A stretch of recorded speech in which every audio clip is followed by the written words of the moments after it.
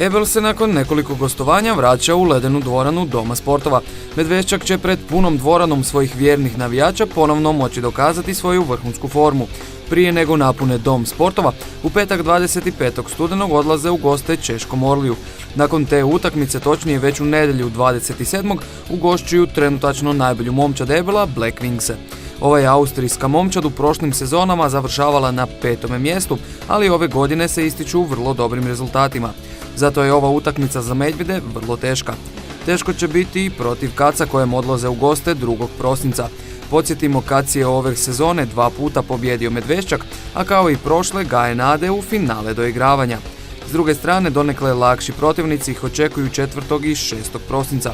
Tada u zagrebačku ledenu dvoranu dolaze Vienna Capitalsi, a nakon toga Medveščak odlazi u Salzburg Red Bullu. Seniori mladosti u Slo Hokej ligi očekuju 2 uzastopna gostovanja 26. i 30. studenog. Prvo odlaze Olimpiji, a nakon toga Mariboru. Oba gostovanja neće biti laka, iako je oba protivnika moguće pobijediti. Olimpija je početkom studenog pokazala kako može vrlo lako izgubiti. Tada su kod kuće izgubili od posljednje momčadi Lige Bleda rezultatom 3-4. S druge strane, Maribor je prva momčad ljestvice, ali ih je Mladost krajem listopada uspjela pobijediti. Mladost će pobjedu tražiti i 3. prosinca kada ugošćuju posljednji Bled, ali i 7. kada odlaze Triglavu. Upravo je porazom od Triglava počela manja kriza Mladosti. Naime, u 14. kolu Lige Mladost je do treće trećine vodila 4-2, a nakon toga potpuno su izgubili sve konce u igri. Triglav je s 3 pogotka u posljednjoj trećini došao do pobjede. Zato seniorima Mladosti u nadolazećim utakmicama Slo Hokej lige želimo puno više koncentracije, ali i sportske sreće. Prvenstvo Hrvatske u hokeju na ledu za seniore se nastavlja utakmicama 7. i 8. kola. Momčad Mladosti i dalje je uvjerljivo prva na tablici, a u sljedećem kolu ugošćuju Zagreb.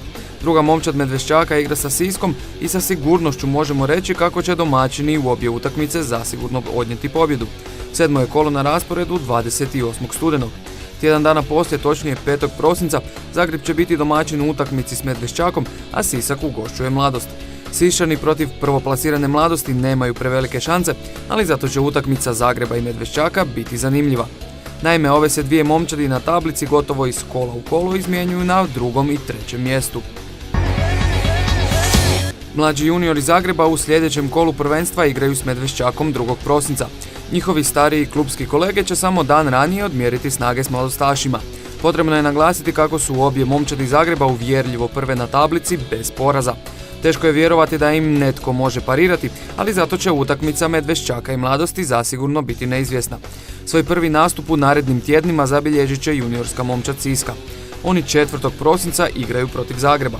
U toj je utakmici Zagreb favorit, ali zanima nas kakav će otpor pružiti Siščani. Kod najmlađih kategorija odigrat će se tek 2 utakmice.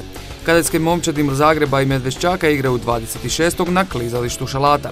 S druge strane, druge momčadi mlađih kadeta Mladosti i Zagreba igraju 29. studenog.